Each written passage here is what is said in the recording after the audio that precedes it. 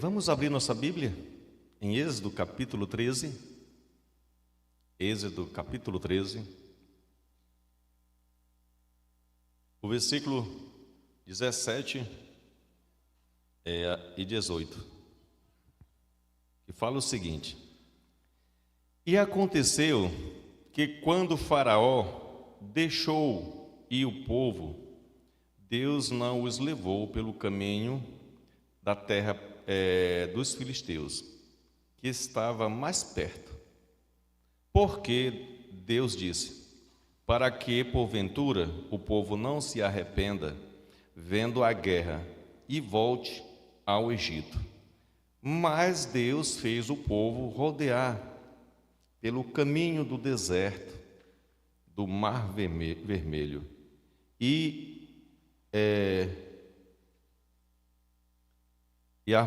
armados, os filhos de Israel subiram do Egito, da terra do Egito.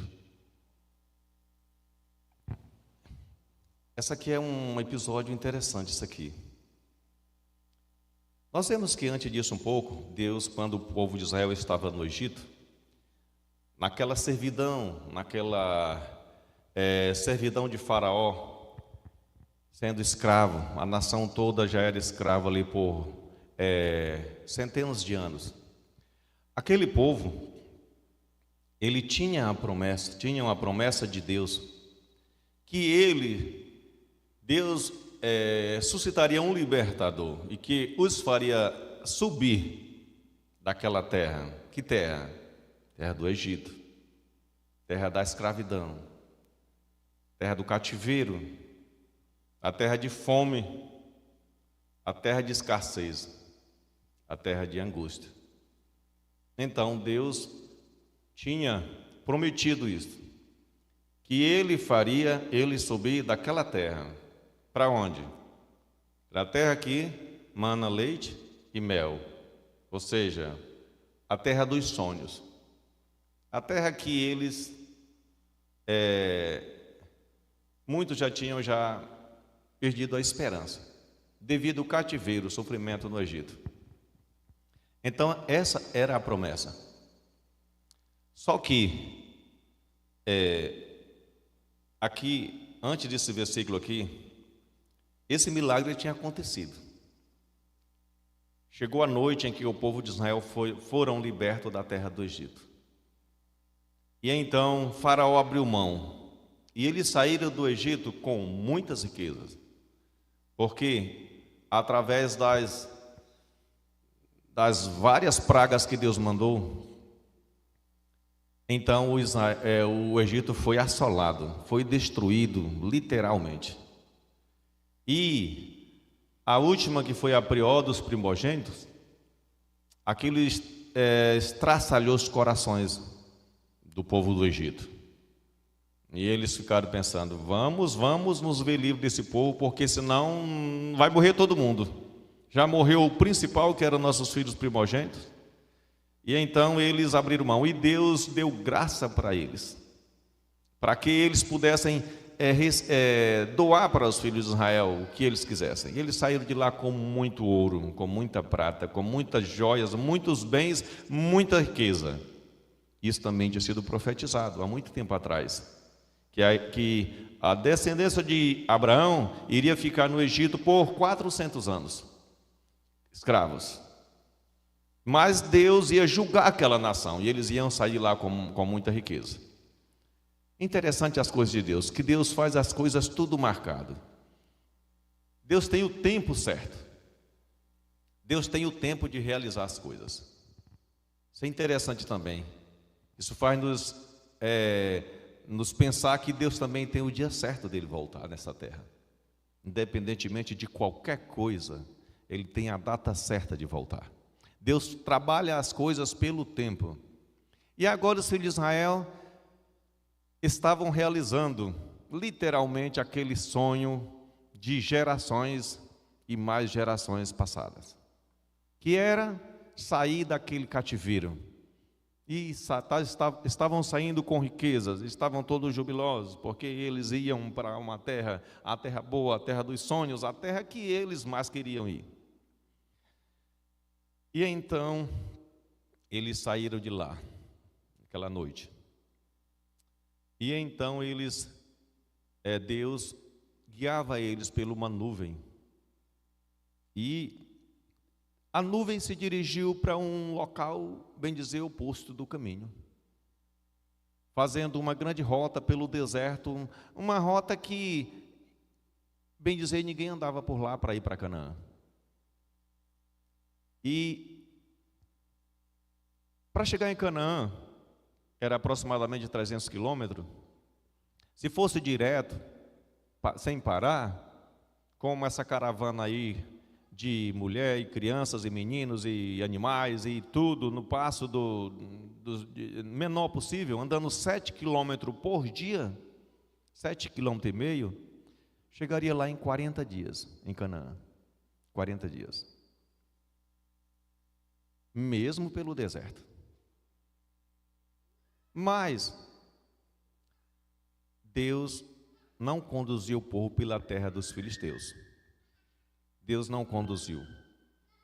Ele levou o povo para a direção do Mar Vermelho, do deserto. E então, o povo, a nuvem que os guiava, ela fazia sombra durante o dia, e à noite ela clareava e aquecia. A nuvem era a manifestação da presença de Deus. Em forma, Jesus estava oculto na nuvem ali. Então, se não fosse a nuvem, o povo era fulminado pela presença de Deus. A nuvem era o meio que Deus usava para se ocultar, para guiar o povo. E Israel, ou seja, Moisés era o líder master. Então nós vemos aí essa circunstância que Deus teve misericórdia do povo. Os filisteus eram uma nação muito violenta. Era um povo muito ímpio. Era um povo que era acostumado na guerra. Era um povo que, se Israel fosse por lá, com toda certeza, eles iriam ser atacados violentamente pelos filisteus. Porque os filisteus sabiam que Israel eram escravos de Faraó. E sabia que eles estavam fugindo. Para eles estavam fugindo. Para eles não estavam sendo, bem dizer assim, sendo libertos, mas estavam fugindo. E se eles fossem pela terra dos filisteus, Deus, com misericórdia do povo, não deixou eles pular para não ter um confronto muito brusco. E eles estavam despreparados. A fé deles era pequena. A fé era muito pequena. É pouco tempo ali que Deus estava se manifestando no Egito, apesar de muitas manifestações do poder de Deus, mas era pequena a fé de Israel. E eles estavam despreparados, não tinham aparatos de guerra, não tinham costume de guerrear. Iam com crianças, com animais, com mulheres, servos e servas. Eles iam com toda uma caravana de quem está indo embora. Então, eles tiveram a compaixão de Deus. Apesar que, se Deus quisesse, isso não era problema. Mas Deus tinha muitas coisas a ensinar aquele povo. Muitas coisas. E então eles se dirigiam para o deserto e para uma localização estratégica, aonde eles atravessaram o Mar Vermelho. Irmãos, é interessante isso, porque o caminho de Deus para nós, às vezes, dificilmente é o mais curto, geralmente é o mais longo. Deus tem paciência conosco e Ele espera. Deus, Ele nos conduz, Ele queria ensinar a lição para aquele povo, queria fazer aquele povo confiar nele, aprender a experiência de obedecer a Deus, de depender de Deus, que aquele povo não ainda sabia. Era um povo que estava há muitas centenas de anos na escravidão, tinham espírito de escravos. Eles eram acostumados no chicote, ele era acostumado na dureza. Eles não tinham aquele espírito de amor, de bondade, de compaixão, que Deus tem. E Deus queria fazer eles, demonstrar a ele o amor, a misericórdia, a compaixão de Deus para com eles e os grandes prodígios, maravilhas para eles no deserto. Só que no deserto, irmãos, é lugar difícil. Quando você vê falar em deserto, você já pensa logo em quê? Em areia, em escassez, em tempestade, em fome, em sede, cobras, animais, venenosos. Você pensa em tudo isso, porque tudo isso tem no deserto. Aquela areia escaldante e aquele frio congelante de noite, insuportável. E Deus tinha uma jornada para aquele povo pelo deserto. O deserto é algo que todos nós enfrentamos nessa nossa vida. Todos que estão no caminho do céu, da Canaã celestial, nós temos desertos a enfrentar. E esses desertos, você querendo ou não, você enfrenta ele, é obrigado. É interessante que aquele povo, eles tiveram todas as grandes manifestações de Deus ali no deserto. O deserto, ele pode fazer a gente chorar, sentir fome, angústia de alma, desespero, sequidão, às vezes, de alma. E ele pode trazer as reações mais desagradáveis para a nossa vida. Mas também no deserto é onde Deus mostra os maiores milagres. No deserto é onde nós vemos as maiores manifestações do amor de Deus por nós. É onde nós aprendemos lições onde nós não aprenderíamos em nenhum outro lugar. É no deserto. É por isso que Deus guiou o seu povo para o deserto. E é por isso que Ele também permite que nós passamos pelo deserto. O deserto é lugar de perda, muitas vezes. É lugar onde você, às vezes, perde a promoção. E nós vemos que muitas pessoas passaram pelo deserto. Os maiores homens da Bíblia, a gente vê a história dele no deserto, começando por Moisés. Nós vemos que Moisés passou 40 anos no deserto para poder se despir da prepotência, do eu, aprender a ser humilde e aprender a esperar em Deus e confiar nele, ser manso. Foi no deserto. E foi 40 anos. E nós vemos também que Elias também andou 40 dias também pelo deserto.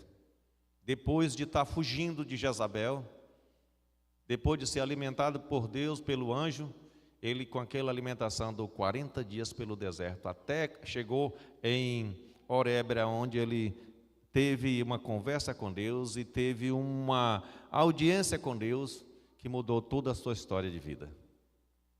E nós vemos isso também na vida de muitos outros. Davi, depois de sofrer muitos anos no deserto, foi que ele alcançou a vitória de ser o grande rei de Israel. Jesus foi o maior exemplo de todos, que literalmente sofreu 40 dias de fome e sede no deserto. E Satanás, com todo o seu poder demoníaco, lutou para vencê-lo. Mas ele não foi derrotado, porque ele tinha a palavra de Deus como seu escudo. E venceu a Satanás em cada tentação, com o assim diz o Senhor. Então, irmãos, isso é interessante, muito interessante, eu acho, porque nós temos um deserto em nossa vida a enfrentar. Eu vejo que os filhos de Israel, eles saíram ali, foram para aquele local. As provações, quando vinham para eles, era um meio que Deus estava usando, testando e provando a fé deles, para fazer eles se achegarem a Deus. Aquela primeira ali no mar, antes do Mar Vermelho se abrir, que não tinha para onde eles saírem, montanhas, montanhas e mar. E atrás estava vendo Faraó com todo o seu potencial de guerra. E eles olharam para trás, viram assim a morte. Para todo lado que eles olhavam, viam a morte certa. Não tinha como fugir. Interessante que o comentário de Ellen White, nos falando sobre esse episódio, no Patriarcas e Profetas, fala que eles pensaram: será que esta nuvem que está nos guiando está trazendo a maldição para nós? Eles pensaram, falaram mais ou menos assim: Moisés nos trouxe para cá, essa nuvem está azarando nossa viagem, porque aqui nós não vamos escapar ninguém, morreu todo mundo, acabou, não tem jeito. Irmãos, interessante, lembra dos discípulos, quando Jesus foi andando por cima do mar, e Jesus era a solução para eles. Eles olharam para Jesus e disseram assim: tem um fantasma aqui agora na nossa viagem, é por isso que nós estamos aqui, nessa tempestade deste jeito. Muitas vezes, nós no meio da provação de nossa vida, irmãos, a gente olha para um lado e olha para outro, oxê, o que está acontecendo comigo? Deus me abandonou completamente? Eu estou aqui sozinho, à deriva? E você olha e o método que Deus usa para te proteger, para te guiar, você atribui até ao inimigo de Deus. Acontece muitas vezes isso. Você, se é de confiar em Deus, olhar para o problema, eu sei que Deus não me salvou para deixar eu morrer aqui. Eu sei que Deus fez os grandes milagres na minha vida, não foi para fazer eu ficar aqui onde eu estou. Deus tem um propósito na minha vida, não sei como, nem quando, nem que jeito vai ser, mas que Deus vai fazer eu operar um milagre, vai. É isso que muitas vezes a gente esquece de fazer, porque quando a gente está passando pela provação mais difícil, severa de nossa vida, eu sei bem o que é isso, vocês também sabem, a fé da gente quer oscilar, ela quer balançar. E a provação é justo para isso, para saber se você confia no Deus, está seguindo a Deus só pelo leite e mel, ou se você realmente confia em seu Deus. E aqueles que retrocedem não alcançam a bênção. Aqueles que voltam para o Egito não terão a eternidade dos céus. A Bíblia diz: se o meu justo retroceder, nele não compraz minha alma. Então, isso é interessante. Os filhos de Israel olharam para aquilo e disseram: vamos se acabar todo, e começaram a murmurar, a queixar, a praguejar, e falar contra Moisés e até mesmo contra Deus. Aí Deus mostrou para eles a maravilha e abriu o mar para eles passarem. E ali eles ficaram totalmente jubilados, naquela alegria tão imensa. Mas logo depois, com 3 dias depois de viagem, estava lá o povo já dizendo o seguinte: Moisés nos trouxe para cá para fazer nós todo mundo morrer de fome. Nossos filhos vão morrer de fome, todo mundo aqui nesse deserto. Morrer de fome e morrer de sede. Isso é lugar, começaram a clamar e queixar com sede, e eles tinham comida, eles tinham ainda suprimento, mas eles falaram isso não porque tivessem com necessidade, mas porque eles olhavam para frente e eles não viam como eles sobreviviam naquele deserto.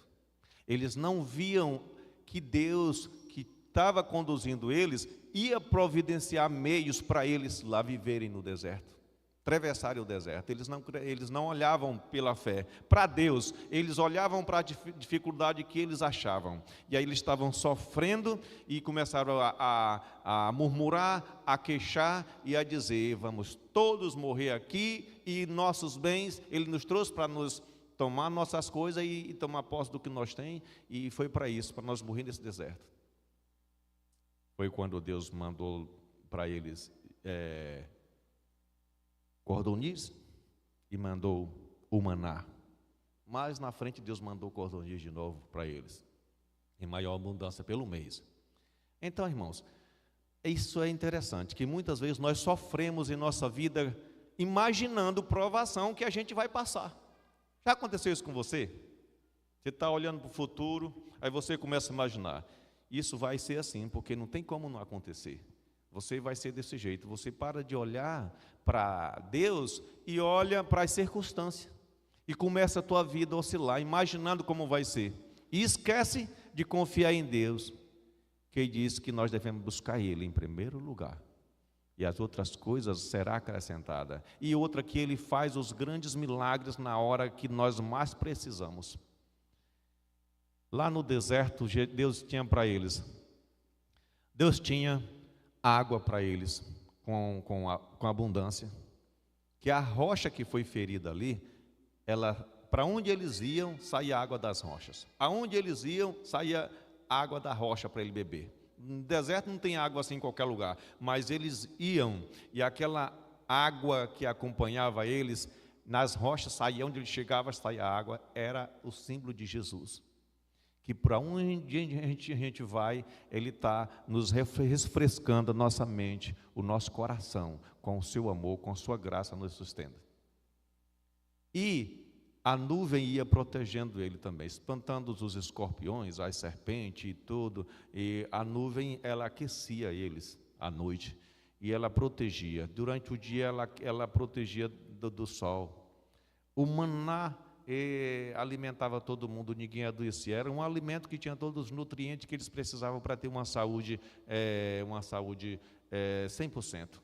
É tão tal que ninguém adoecia. Morria de praga, de rebelião, de coração duro, incrédulo, mas não de doença e nem de desnutrição. Era um povo totalmente protegido por Deus. E então, irmãos, e nós vemos isto, eu acho isso fantástico, nesses episódios. E que Deus tinha para eles muitas bênçãos para eles naquele deserto, até ele chegar em Canaã, que Deus estava reeducando, instruindo eles, capacitando eles para serem uma nação santa, sacerdócio real, nação santa, um povo que representasse a Deus na terra e que fosse luz para todas as nações. Um povo em que o pessoal pudesse olhar e dizer assim, realmente esse povo, ele tem um grande Deus, as leis dele são justas, são perfeitas, é um povo que realmente o Deus dele é um Deus fantástico. Era para eles serem uma luz para a humanidade nesse sentido, para atrair as outras nações a Deus. E então, Deus iria fazer isso na vida deles. No deserto aprendemos o valor da obediência e fidelidade a Deus. Eles não sabiam o que era isso, porque lá no Egito eles eram escravos. E Deus deu suas leis, seu estatuto, seus juízes para eles viver. Porque eles, como salvos, tinham que ter regulamentos de vida. Há muitos hoje que dizem que nós somos salvos pela fé, pela graça, e então não necessita mais de lei, não necessita mais de mandamentos. Isso é uma doutrina muito sem sentido, sem graça. Porque Deus tirou o povo de Israel do Egito, da escravidão, do pecado, viviam lá sem poder obedecer a Deus, tirou Israel do Egito. Eles viviam lá sem leis, sem poder obedecer, porque eles eram escravos. Agora Deus tira Israel do Egito e dá para eles todos os seus mandamentos, suas ordenanças, seus estatutos, para eles viverem como filho de Deus, tinham que obedecer, como cidadão do reino de Deus. Então, o justo, ele vive de acordo com as leis de Deus, porque ele é justo e é filho de Deus. Mas se nós vivermos de acordo sem regras, sem lei, sem obediência, não adianta ter saído do mundo, porque lá no mundo não tem obediência, não tem regra, não precisa de obedecer, não precisa de lei. Então você vai ser salvo para depois viver como perdido, desobedecendo? Não tem sentido isso. Então a lei, os mandamentos, os estatutos, as ordenanças são feitas para os salvos, porque eles são salvos, eles são diferentes. Os estilos de vida, as leis, é outra, que é a do céu, é proteção. Agora, viver sem lei, quem vive é o povo do mundo que não precisa de regra, aí está perdido. Mas o salvo precisa disso, não para ser salvo, mas é porque ele é salvo. Nós vemos isto também, que no deserto as tentações são mais fortes quando atravessamos o deserto. E deserto significa perda, pode ser sucesso, a promoção, bens materiais, saúde e até reputação. Foi o que aconteceu com Moisés. Moisés era o homem candidato a ser faraó do Egito e reger o Egito, e ele perdeu tudo para ir para o deserto. E lá onde que Deus capacitou ele para ser o que foi. Então, nós vemos também que nesta situação que descobrimos se amamos a Deus, sinceramente, ou se não. E também, nós vemos aqui que os israelitas passaram o quê? Numa noite, em um dia eles saíram do Egito. Mas foi 40 anos para eles, o Egito sair de dentro deles. E aquela nação todinha que não aprenderam a confiar em Deus, todos ficaram mortos no deserto. Os filhos foi quem herdaram, porque o coração deles era endurecido, eles não confiavam em Deus. Estavam vendo as provações, os milagres sempre acontecendo, mas não tinham fé. Isso também vai acontecer com todos aqueles que não aprenderem a confiar em Deus. Porque a nossa vida é um preparo para a eternidade. As provações, elas são um meio para Deus nos lapidar, nos moldar, nos transformar, porque nós somos muito ruins. Por natureza, nós somos ruins demais. A vontade do ser humano é só fazer o que não presta. E então, Deus manda as provações para que ela possa assim arrancar aquelas lapas de nós, aquelas coisas que não prestam, aquilo que está desonrando a Deus.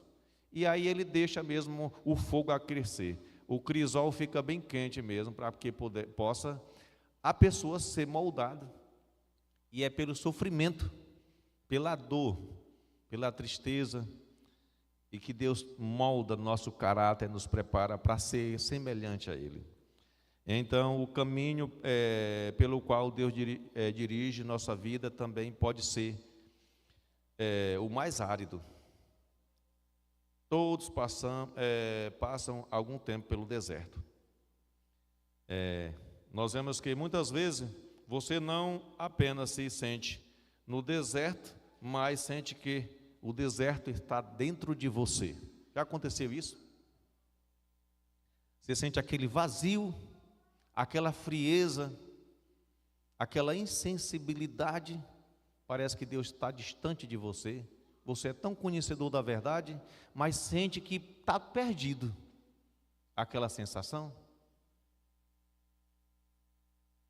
Isto acontece às vezes na vida das pessoas. Elias sentiu assim, fugindo depois de um grande prodígio que fez. E Deus, com misericórdia, Ele nos trata nesses momentos difíceis. Quem sabe você possa estar passando por um deserto na tua vida. Às vezes perdas financeiras, perda de ente querido, doença, um câncer, uma notícia que te acabou tudo por dentro, um relacionamento se desfazendo. E realmente, essas coisas acontecem, mas essas coisas é para nos achegar a Deus. E aqueles que se achegam a Deus nessas horas difíceis, eles encontram força e poder. Deus opera milagres como operou lá no deserto para aquele povo. E acontece a bênção. E que Deus possa nessa noite nos abençoar. Que nós possamos, no meio dos desertos desta vida, nós possamos aprender a confiar em Deus. As provações que vêm sobre nós, elas sejam um imã que nos faça unir a Deus e não afastar. Porque se nós nos afastarmos de Deus nas horas mais difíceis de nossa vida, Ele também se afastará de nós. Porque os israelitas, que foram rebeldes, que depois de ver tantas manifestações do poder de Deus, eles continuaram lamentando, praguejando e não acreditando que Deus era capaz de fazer eles herdar a terra. E disseram: era melhor que nós tivéssemos morrido nesse deserto, porque nos trouxeste para nos matar nesse deserto. Eles não tinham fé em Deus. Se nossa fé não aumentar com as provações, com os testes que Deus nos faz, se nós começarmos a praguejar e jogar a culpa em Deus, Deus finalmente não insiste direto não. Quem não quer ser salvo, ele abre mão. Sem querer, mas é o jeito. E aquele povo pereceu no deserto. Mas os que tiveram fé, que nem Josué e Caleb, eles herdaram a terra. Então, você pode pensar bem nisso. Lá em Hebreus, lá fala que o meu justo viverá pela fé. E se ele retroceder isso, não tem prazer nele a minha alma. Então nós temos que viver pela fé. Porque a fé, ela existe quando você não vê mais nada. Viver pela fé é isso. Você não está vendo como seguir mais. Chegou o ponto final. Mas eu creio que meu Deus vai cuidar de mim. E o milagre acontece. Então, Santo Deus, Pai eterno, obrigado, Senhor, porque o Senhor nos promete ser conosco nos desertos desta vida. O Senhor promete sempre estar ao nosso lado. Não importa a situação que nós estejamos vivendo, nem a provação, quanta amarga ela seja, ou quanta dor estejamos sofrendo. Quem sabe o vazio do nosso coração, a tristeza, a angústia, o desespero tomou conta de nós e nem força temos para reagir. Mas o Senhor é poderoso. O Senhor tem poder até para os mortos fazer ele ressurgir. E nós aqui rogamos por Ti, que és poderoso. Para Ti nada é impossível para aquele que crê. E nós pedimos que aumente nossa fé.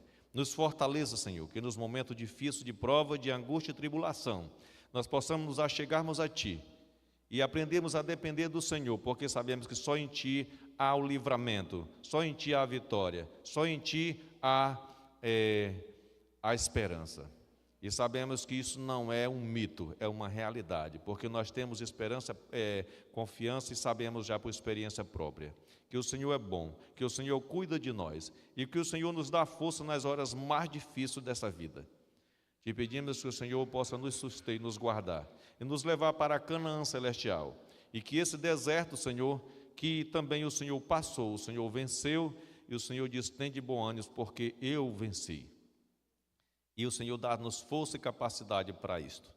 Nos ajude a nós estarmos em pé, no meio das tribulações, levantarmos a cabeça, erguermos nossa voz e confiarmos em Ti. E crermos que o Senhor nos dará a vitória, que isso nunca falha. Para aqueles que confiam no Senhor, renova as suas forças, e eles serão vencedores e voarão e viverão a eternidade contigo. Nos abençoe, dá-nos um restante de semana em paz contigo. E dá-nos uma boa noite. Em nome de Jesus te agradecemos de hoje e sempre. Amém.